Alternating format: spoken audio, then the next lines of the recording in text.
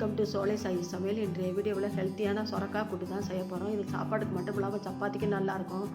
காரக்குழம்போட தொட்டு சாப்பிட்றதுக்கு ரொம்ப டேஸ்ட்டாக இருக்கும். வீடியோக்குள்ளே போகிறதுக்கு முன்னாடி நம்ம சேனலை இதுவரை சப்ஸ்கிரைப் பண்ணலைன்னா பண்ணிக்கோங்க. பக்கத்தில் இருக்க பெல் பட்டனை கிளிக் பண்ணி வச்சுக்கோங்க. அப்போ தான் நம்மளோட எல்லா வீடியோ நோட்டிஃபிகேஷனில் வரும். வாங்க வீடியோக்குள்ளே போய் எப்படி செய்கிறதுன்னு பார்க்கலாம். இந்த கடாயில் 1 டீஸ்பூன் எண்ணெய் ஊற்றிக்கிறேன்.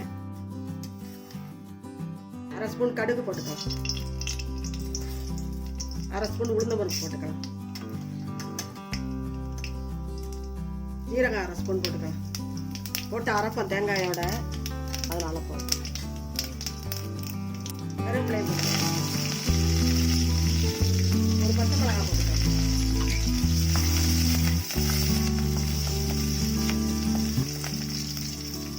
கொஞ்சமாக பெருங்காயத்தூள் போட்டுக்கலாம்.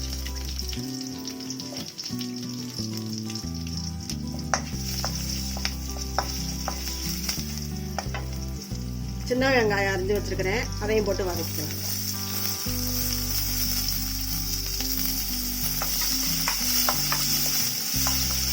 இதில் ஒரு தக்காளி அரிஞ்சு வச்சுக்கிறேன், அதையும் போட்டு வதக்கிக்கலாம்.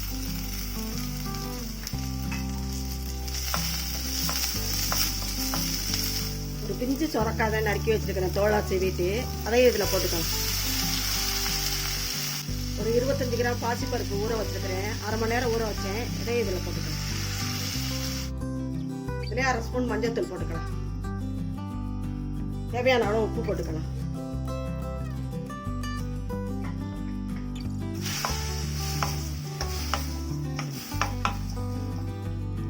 தேவையான அளவு தண்ணி ஊற்றி வேக விட்டுக்கலாம்.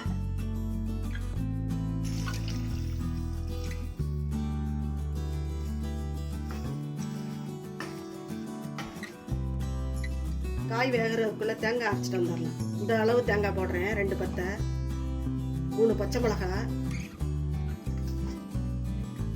1 ஸ்பூன் ஜீரகம் போட்டுக்கலாம். மூடி வச்சுக்கலாம், வேகட்டும். அரைச்சிட்டு வந்துக்கலாம். காய் பருப்பெல்லாம் வெந்துருச்சான்னு பார்க்கலாம்.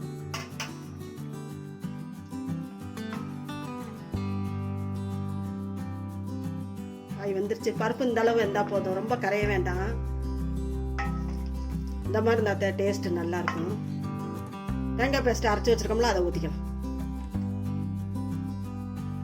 அரைச்சி வச்சிருந்த தேங்காய் பேஸ்ட்டை ஊற்றிட்டோம். நல்லா கொதிக்கட்டும். சொரக்காய் ரொம்ப நல்லது உடம்புக்கு. உடம்பு குளிர்ச்சியை கொடுக்கும், கிட்னிக்கு நல்லது, உடம்பு குறையும்.